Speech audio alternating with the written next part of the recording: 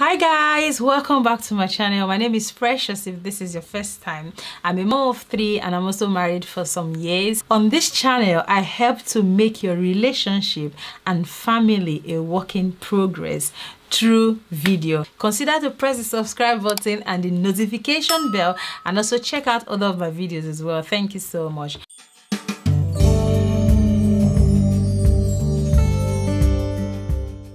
On today's video, we're going to be talking about 10 things parents should stop right now. Like 10 things they have to literally try as much as we can as parents to stop. As a mom of 3 kids myself, I can actually tell you a few things from my experience. Done a bit of research to come up with 10 things that parents need to stop to be able to have that fantastic relationship and bring up their kids the way they desire their kids to be brought up. Everything about this video is going to be bordered around positive parenting. The first is get off your phone. Everyone is guilty. Even as I'm talking on this video, and I'm also talking to myself as well. There's something that I've personally observed. The times I've gone to drop my kids at school, I see parents coming to drop their kids at school. They're on their phone, holding the child's hand and just walking to school.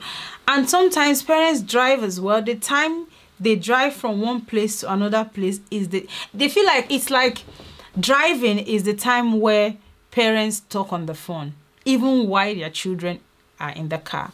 There's nothing wrong to actually talk on the phone. Obviously, it has to be safe, hands-free when you're on the phone. But I think that when parents consistently talk on the phone with their children inside of the car, the first thing that I think happens is that the time you're supposed to be bonding with your child, you're not bonding with your child. Or the time you're supposed to be bonding with your kids, you're not bonding with your kids. And honestly, there are some conversations that kids are not supposed to be hearing. It's amazing how children, when they spend so much time on their computer, on their games, we feel a bit frustrated as parents. Let's switch it the other way around. When we spend so much time on our phone, when we're supposed to be spending time with the kids, it becomes not very healthy. It's not healthy. Don't get me wrong. I'm not trying to say we as parents should not have our own life. But what I'm trying to say is that when it becomes excessive, when it becomes too much, when it becomes a habit that you are constantly on your phone, especially for those of us that live abroad where you can have a contract on your phone where you can talk unlimited, it's free, you just pay your monthly something. You don't have any limit to the number of minutes you talk in a day or in a month. So it even makes people talk and talk and talk. So I would like us as parents to actually reconsider how much time we spend on the phone. So this is one thing I think we as parents need to stop right now. Another thing I think we need to stop as parents is overprotecting our kids. You see children playing on the streets. You see children playing on the estate. Children, they take their dog for a walk just within the estate. But because of how protective we are as parents, we don't really let our kids explore. We don't let them make mistakes and get corrected from their mistakes. We try as much as we can to make everything perfect. So parents, we need to let our kids explore. We need to let them go out, make mistakes, come back and learn from their mistakes. We need to allow them. That's why sometimes when we go out shopping with our kids, we are so frustrated. We are so we come back stressed out because we are not free. We don't let the kids explore. We don't let the kids move around. We want to always control and protect. There's nothing wrong in protecting our kids, but it becomes a problem when we overprotect them in such a way that we're literally taking their independence away. So overprotecting our kids is one thing that I think parents should stop. Another thing I think parents should stop doing is to stop bad-mouthing their Essex in front of their kids. For example, for couples that don't live together or they are divorced, you constantly say something in front of your kids that that is not really nice about your ex, maybe their father or their mother. it's not a good thing. You would think, okay, you're having a problem and yeah, we just need to talk. You just need to talk. They register everything we say.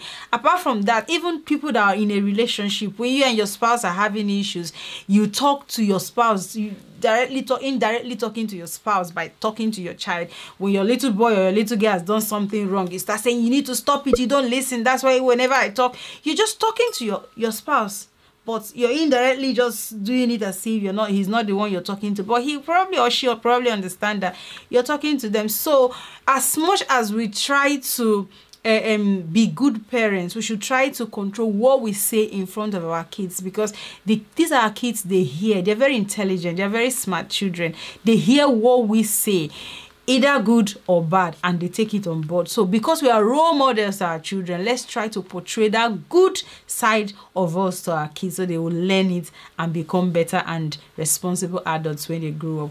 Another thing parents need to stop right now, which I am going to raise my hands up because I'm guilty of it, is cleaning the house all the time. We clean and clean, we clean and clean and clean so much so that the children are so uncomfortable to even play because the house is so clean. They don't even know how to they're just like literally stepping on, like just literally scared because they know that as soon as mommy comes and see this mess, it's going to be a problem. What are you cleaning the house for? Like for us that live in the UK, how many times do you have visitors? How many times do you, I'm not saying that your house should be untidy, your house should be kept like just like that. What I'm saying in essence is that there are people that are obsessed. If you're guilty of what I'm saying, you would understand that I'm talking to you. There are people that are so obsessed with cleaning in such a way that their kids cannot even be themselves in the house. Kids cannot be kids because the house has to be in a certain way. And apart from the fact that parents clean all the time, the time you're spending cleaning, which is probably not going to last anyway because the kids are going to make a mess, you can as well use that time to do something else with the kids. You can spend time with the kids, even spend time on your own as a personal time, as a quiet time, instead of constantly cleaning and cleaning and cleaning. And even if you want to clean, why not get the kids involved as well, so that at the end of the day, they even know that as much as we make the house messy, we need to tidy up as well. Another thing that we need to stop as soon as possible as parents is procrastinating family holidays.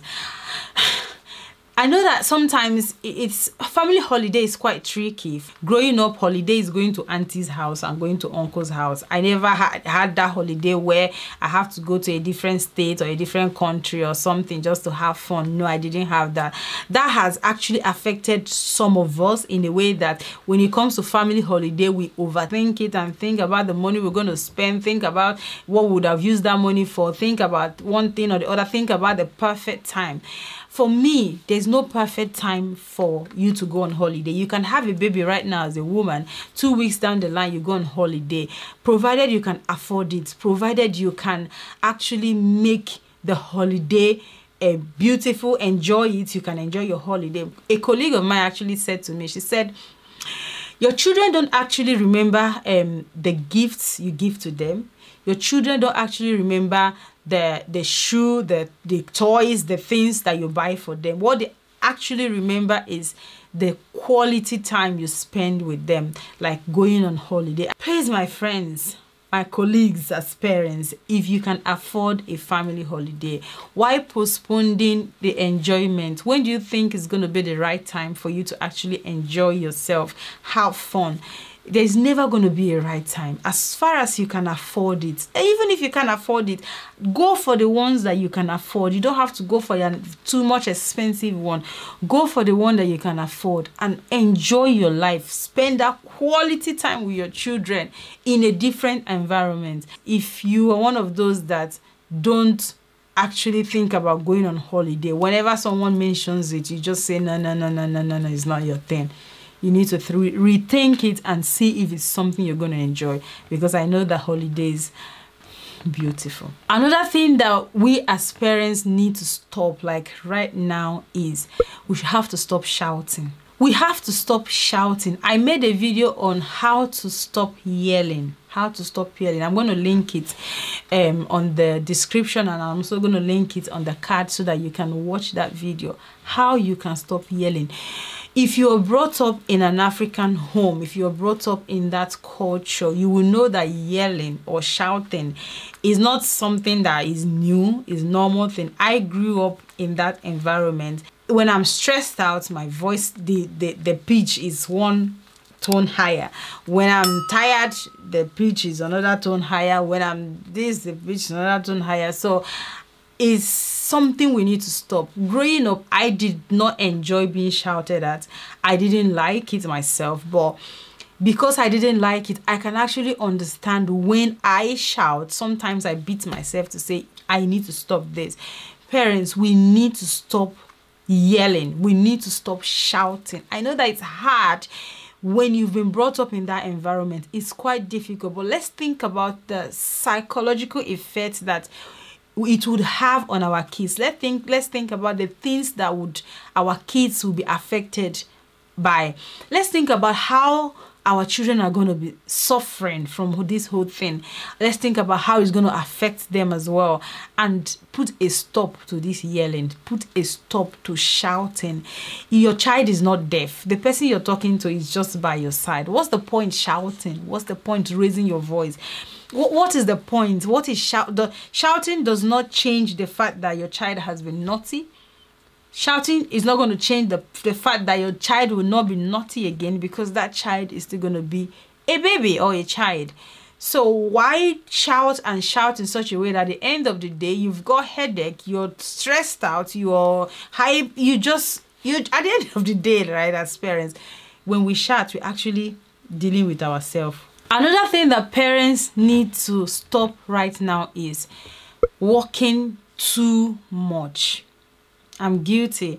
This video, I'm actually talking to myself. We are talking to ourselves, right? Nobody is a perfect mom. There's actually no manual that says this is the perfect way of raising our kids. But every day we learn, every day we try to make it better. As parents, what's the point? We have to work and work and work and work. And at the end of the day, we feel that we are working for our kids, right? We're trying to give them better life. We're trying to give our family, people around us, better life. But our kids turn up to be the way we don't want them to be. Most times, we find out that our kids spend most of their time at school. By the time they come home, it's nearly time for dinner. You have dinner, bedtime, you sleep. We don't know our kids. Most people that live abroad say, oh, they come abroad because of their children. They come abroad because they want their kids to have better life, the life they didn't have themselves. Are you sure you're actually giving your child that life? Is it something that you are doing as a parent? Or you're actually working, and your child does not know what's going on? You don't know your child. Even your teacher knows your child. The child's teacher knows him or her more than you as a parent. Do we actually think we are doing the right thing when we work too much? I am of the opinion that one person should work full-time and the other person should do maybe part-time to be able to spend time with the kids. It might be tricky when one income may not be able to sustain the family. I can understand that. But there are some situations where you find yourself, you just have to compromise on certain things. There are some people that have to work night shifts so they can spend the day with their kids, or so that somebody else does another shift. They don't do it in such a way that both parents are not home at the same time. At least one person is home with the kids. So I want us as parents to think about the way we work. Are we actually working for our kids? Do we think the time we're spending at work making all this money is actually going to benefit the kids? Or we just working? I just want us to rethink it, because there's no point wasting all this time working, doing things that we don't even have time for ourselves, to look after ourselves. And at the end of the day, our children don't turn up the way we expect them to turn up. Some parents don't even have time to do homework. Some parents don't even have time to look at their children's book, don't even have time to look at their children's bag, school bag, to see if there's any litter. We just need to stop. We just need to slow down. we need to slow down. Our primary responsibility is for these children, for us to look after these children and make them the way, or assist them, guide them. And not just guiding them, they are looking at us, they are learning from us, and we are teaching them based on not just what we say, but based on our actions and our attitude. Parents, please, the way we walk is too much. Let's slow down, and slow down as soon as possible. Another thing that parents need to stop right now is using public embarrassment on your children. This is something I personally experienced growing up. In fact, there's no African child that either directly or indirectly have not experienced it. If you didn't experience it, maybe someone close to you or someone you know must have experienced it. In Africa, in Nigeria, your parents don't just look after you. It's a community thing. It's something that everyone, uncles, auntie, brothers, sisters, help to discipline you as well. Public embarrassment of our children needs to stop. It's not just something that affects these children. It affects them so much that it affects their confidence, it affects their self-esteem, it affects the way they look at themselves. It affects them emotionally. It's so wrong. It's so wrong to embarrass your children publicly. It's so wrong. There is no justification for that. You can do it at home. You can do it in a different way. It can be in a positive way. Any correction that does not help that child to become a better child, you did not do it very well. At the end of every correction, at the end of every discipline, that child should be motivated. That child should feel that, okay, I've actually done something wrong. Even if that child doesn't feel it like immediately, at least few hours or few days down the line, the child should be able to think, I've actually done something wrong. I think I was really naughty. But when a correction becomes in such a way that the child is so upset or so angry that he doesn't even care, he wants to even make more mistakes, then we failed. We haven't done it very well.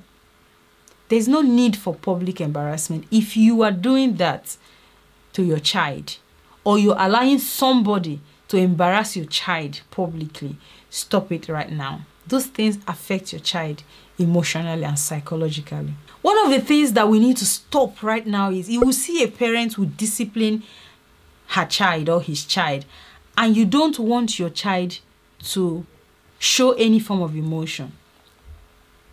I remember those days that your parents will smack you or flog you and they will tell you, if I hear you cry, that is the worst of it, whereby you've been disciplined, you've been smacked, you've been flogged, and they don't want you to even cry the cry. And it's amazing that some parents are still practicing it today. Sometimes I don't blame parents, because if you were brought up in that way, you probably think that's the right thing. But I'm here to tell you today that it is not right for you to discipline your child and not allow your child to express themselves emotionally. They bottle up those emotions from when they are small to when they become teenagers. This is the reason by the time they get to the age where they want to explode, it's like a volcanic eruption. It goes boof. You'll be surprised where you all came from. That child that used to be a very quiet, very good boy and gentle boy, all of a sudden it just erupts from nowhere. It's because that child has been bottling up emotion. Please, let's allow our children to cry when they want to cry. Let's allow our children to express themselves, express their emotion, because if they don't, at some point they are going to do it. And another thing that parents need to stop as well, not allowing their children have opinion. It's, oh God, I just pray that parents will be able to understand what I'm saying and reason with me as well. Your child is not allowed to have an opinion. Sometimes we parents, we feel like we are bosses. We feel like we are in charge of the children. They don't know anything because they are young. They don't know anything. children have opinion. Children really do have opinions. You'll be surprised when you ask that your child, what do you think about this? What do you think about that? By the time you start engaging them in conversations like this, you will be amazed the opinions they have about certain things. We should not keep our kids, as in, it's like putting them in a bottle and covering it, just shutting the lid of that bottle. They're going to be stunted in certain areas because they can't question, they can't think. Questioning helps them to think. When you ask them question, they think about, okay, when you say, okay, what's your opinion about this? They think about the opinion and they express it by saying it. You're expanding their understanding, expanding what they need to know. Another thing we need to stop is not apologizing to our kids. This all comes from the impression that parents don't make mistakes, but we all know we do. I make mistakes on a daily basis. In fact, before I started this video, I made mistake. If you were to be my son that made that mistake, what would I have done? And sometimes when we are wrong about something, we don't apologize to these children. Sometimes we decide things based on what we think the right thing was, and at the end of the day, we'll find out that it's not right. Do we go back to apologize to our children to say, oh, I'm really sorry, you know, I actually thought this was this, but now I've found out that it wasn't. We need to start apologizing to our children. Two things. It makes them know that, yeah, mommy can make mistakes as well. And mommy apologizes when she makes mistakes. I should apologize when I've done something wrong. Let's not forget that they learn by examples. There's a quote that says, don't think that children get advice based on what you say. They look at our actions as parents. So these are the 10 things that I think is affecting our children on a daily basis. Some of these things I've listed out, I asked kids to tell me, and some of them are what they said themselves. We need to reconsider, we need to rethink our strategy on how we are raising our kids. If children can come up with most of these things I've listed out, then there is a problem and we need to fix it. Is there any of this that I've listed out that resonates with you, that you can actually relate so much? Please let me know in the comment section. And if there's anything you think that kids are actually experiencing that I haven't covered, let us know in the comment section as well, because parents are going to be watching and parents are going to be reading the comments. The Bible says, train up a child in the way he should go, and when he's old, he will not depart from it. We can't say that our kids are going to stick to everything we teach them to do, but we can actually try our best as parents to do the needful to be able to make our kids become responsible adults. I just pray that this message would go around to every parent and parents to be. Please, I want you to share this video to every parent that you know. Share this video to parents to be, and share and share and share, so parents would know what children are saying and what they want us to stop as soon as possible.